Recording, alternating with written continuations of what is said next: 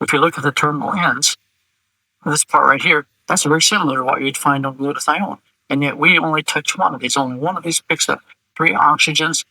This is always hydroxyl radical scavenging site. And this one is left alone because we break this molecule, we knock this off, and we find one that's not affected. The total weight is just with 1 SO3 per molecule, 3 oxygens per NBMI atom. And but this tells you that this what each NBMI would scavenge very quickly 3 hydroxy radicals. So the potent scavengers of hydroxy radicals and chelators of mercury, it enters the cells in hydrophobic and hydrophilic regions of the tissue, crosses the blood-brain barrier. It's produced by combining naturally produced antioxidants, benzoate, with cysteamine through an amide linkage. So it's very safe. And to remove it from the body, it does it rather slowly, but it does it. And it's the P450 site marks here. It's a hydroxyl group on. Then you add a glutathione or another molecule that makes it water soluble. And we haven't identified that yet. We know the P450 enzyme, the CYP enzyme that does the modification. And so this molecule is doing just about everything right to get mercury and heavy metals out of your body. And there's no toxicity associated with it. So let's talk about the safety testing, because everything depends upon you having the data and the safety. And I would tell you, I had to use all this safety testing of NBMI and put it in a publication that was submitted to the European Medicines Agency and to our FDA to get this compound approved as an orphan drug. The fact is, neither the United States nor Europe has an approved method to treat a mercury toxic child, a mercury toxic person. It just doesn't exist. And I know, so I had to write this down, and I had to put in all of these safety data we had, and we were approved very quickly by the European Medicines Agency and by the FDA to have this as an orphan drug for the treatment of heavy metal toxicity. So, the stuff we put in there was evaluated by people. I would say some of them would not be kindly disposed toward me or toward this idea, but it's just safe and it's effective. And we had the animal data to show that. Whenever you talk about removing mercury from the bloodstream using DMPS, and it does clean it out the blood, what happens, and the study that was done in the Philippines using DMPS to treat mercury toxic people that were at the estuaries eating mercury that was released from gold mining, what they found is they could treat with DMPS for a long period of time, and every day they got a kick out of mercury in the urine.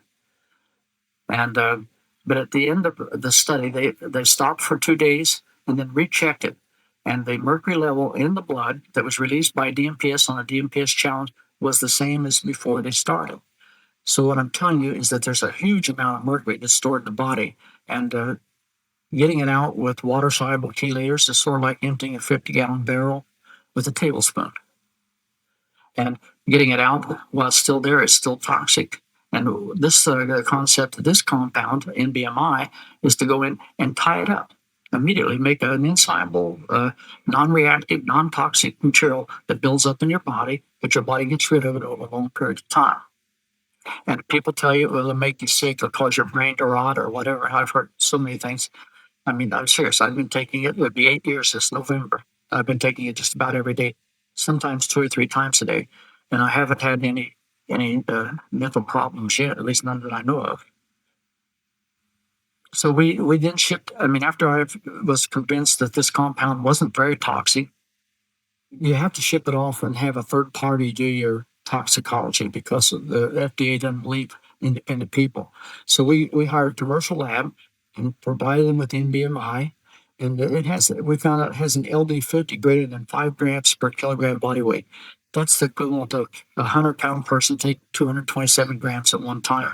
And we give 1,000th of that amount about to treat a person at the most. So this compound in rats showed no toxicity, even at incredibly high levels. Then we did a study, commissioned a study where mice were given 1,000 milligrams per kilogram body weight. A kilogram is 2.2 pounds for those that don't remember that. for 28 days, and it failed to just, it didn't demonstrate any toxic effects at all. So NBMI given long term did not deplete zinc, did not deplete copper, did not make them sick, did not make them go blind, did not make them put on a lot of weight. It showed no signs of them being that much different than normals. And we repeated that same study with dogs giving 500 milligrams per kilogram body weight because people told me that the 1,000 milligrams was way too high. You don't have to go that high to show that something's not a toxic drug. And so we did with rats, we did 500 milligrams per kilogram for 28 days. And it did. None of the dogs died. None of them got sick. None of them showed any specific toxic signs. One group showed, a couple of them showed something unusual about their blood, but they reversed immediately on stopping taking the compound. So I'm not sure what caused that. In the phase 1 trial with humans, we gave them up to 600 milligrams per day, and it did not detect any toxic effects, including no depletion of essential metals, copper, zinc, or iron. And if most of you know, I mean, whenever you get a report of a toxicity from a DMPS or EDTA, it's usually because of some adverse effect on the essential metals. And this compound just doesn't do it. And that was a surprise to me. I expected it to have some effect on the essential metals that might be critical.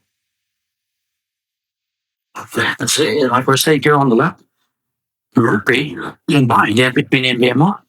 If you put mercury in water, mercury fluoride, and add NBMI dissolved in DMSO or methanol on that water, you'll see a cloudy white precipitate one. And down will come the mercury DMPS complex, as we're showing here. And you can't dissolve it in anything. I have tried every organic chemical in my laboratory to do this, and it just will not be dissolved. And you get it out of the body where I have that red arrow. P450 site, like it does to get rid of benzene, will oxidize it there. We know it's a substrate for that. And then you take something that makes this will be complex, water soluble, and then it's excreted from the body, called through the feces. Well, we know it's through the feces. Okay, the leaching of NBMI mercury in solution. If you look at this, this is mercury NBMI complex, and the pH 4, 6, and 10, and the amount that leached out over 2, 30, and 60 days is infinitesimal. It just does not break down. So it's not going to take it to brain and release it and have it react with your brain proteins. Just not going to happen.